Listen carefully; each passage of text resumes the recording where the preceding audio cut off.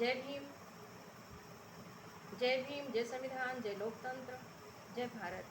मैं आपकी दोस्त संध्या मैम। आज मैं पढ़ूंगी कॉन्स्टिट्यूशंस आर्टिकल 318 एंड 319। चलें स्टार्ट करें। 318 article says about 318 article says about power to make regulations as to conditions of service of members and staff of the commission.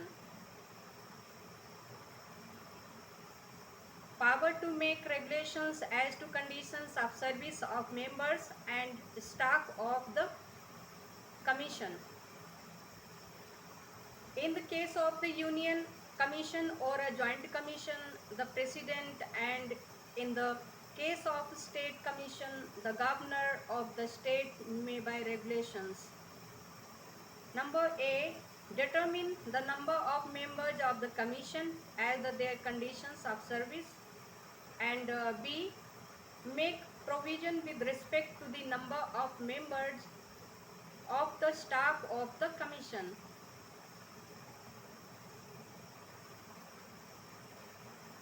And their conditions of services, provided that the conditions of service of a member of a public service commission shall not be varied to his disadvantage after his appointment.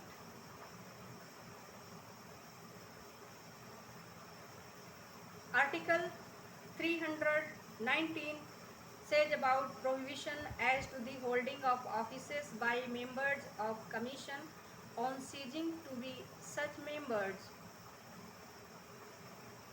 319 article says about prohibition as to the holding of offices by members of commission on ceasing to be such members. On ceasing to hold office. On ceasing to hold office. Number A, the chairman of the Union Public Service Commission shall be ineligible for further employment either under the government of India or under the government of state. Number B, the chairman of the State Public Service Commission shall be eligible for appointment as the chairman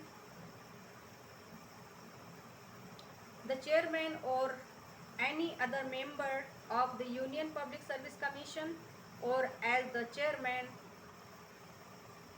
of any other state or public service commission, but not for any other employment either under the government of India or under the government of a state. Number C, a member other than the chairman of the Union Public Service Commission shall be eligible for appointment as the chairman of the Union Public Service Commission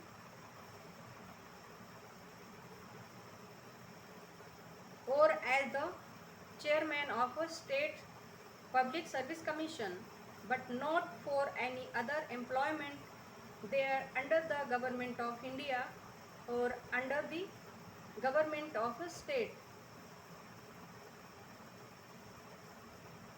Number D, a member other than the chairman of a state public service commission shall be eligible for appointment as the chairman or any other members of the Union Public Service Commission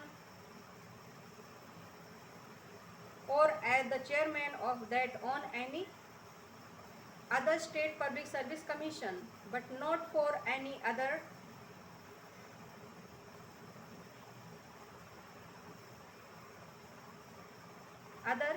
employment either under the government of India or under the government of a state.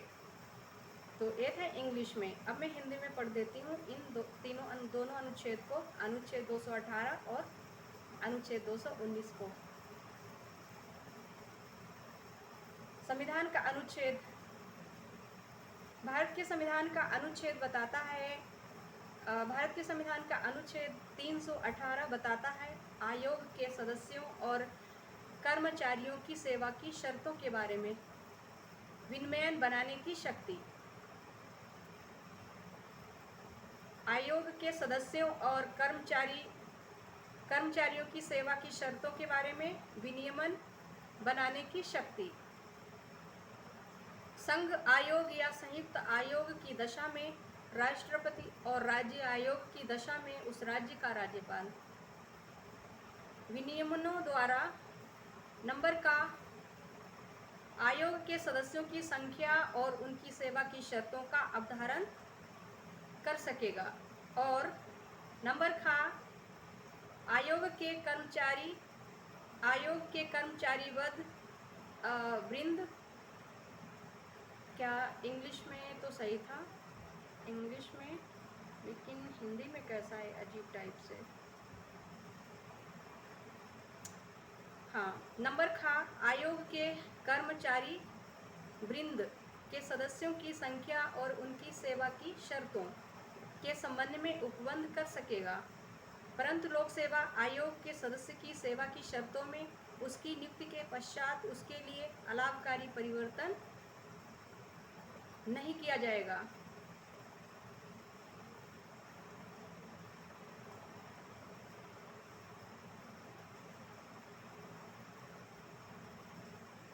अनुच्छेद 319 क्या बताता है? अनुच्छेद 319 बताता है आयोग के सदस्यों द्वारा ऐसा सदस्य न रहने पर पद धारण करने के संबंध में प्रतिषेध। आयोग के सदस्यों द्वारा ऐसा सदस्य न रहने पर पद धारण करने के संबंध में प्रतिषेध। पद पर न रहने पर नंबर का संघ लोक सेवा आयोग का अध्यक्ष भारत सरकार या किसी राज्य की सरकार के अधीन किसी भी और नियोजन का पात्र नहीं होगा। नंबर का किसी राज्य लोक सेवा आयोग का अध्यक्ष लोक सेवा आयोग के अध्यक्ष या अन्य सदस्य के रूप में अथवा किसी अन्य राज्य लोक सेवा आयोग के अध्यक्ष के रूप में नियुक्त होने का पात्र होगा, किंतु भारत सरकार या किसी राज्य की सरकार के अधीन किसी अन्य नियोजन का पात्र नहीं होगा। नंबर गा संघ लोक सेवा आयोग के अध्यक्ष से भिन्न कोई अन्य सदस्य संघ लोक सेवा आयोग के अध्यक्ष के रूप में या किसी राज्य लोक सेवा आयोग के अध्यक्ष के रूप में नियुक्त होने का पात्र होगा, किंतु भारत सरकार या किसी राज्य की सरकार के अधीन किसी अन्य नियोजन का पात्र नहीं होगा। नंबर घ किसी राज्य लोक सेवा आयोग के अध्यक्ष से भिन्न कोई अन्य सदस्य संघ लोक सेवा आयोग के अध्यक्ष या किसी अन्य सदस्य के रूप में अथवा उसी या किसी अन्य राज्य लोक सेवा आयोग के अध्यक्ष के रूप में नियुक्त होने का पात्र होगा, किंतु भारत सरकार या किसी राज्य की सरकार के अधीन अन्य नियोजन का पात्र नहीं होगा। तो ये बताया जा रहा है इन दोनों अनुच्छेदों में 318 और 319। कल मैं पढ़ूंगी 320 अनुच्छेद लोक सेवा आयोगों के कृत्य। द फंक्शन ऑफ 320 कहता है जैसे कि uh functions of the public service commission, लोक सेवा आयोगों के कार्य के बारे में कल बात करूंगी। तो आज के लिए इतना ही, कल मिलती हूँ नए अनुच्छेद के साथ।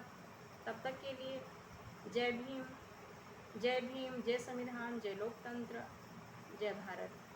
हाँ, मेरे चैनल को सब्सक्राइब ज़रूर करें, शेयर, कमेंट एंड लाइक।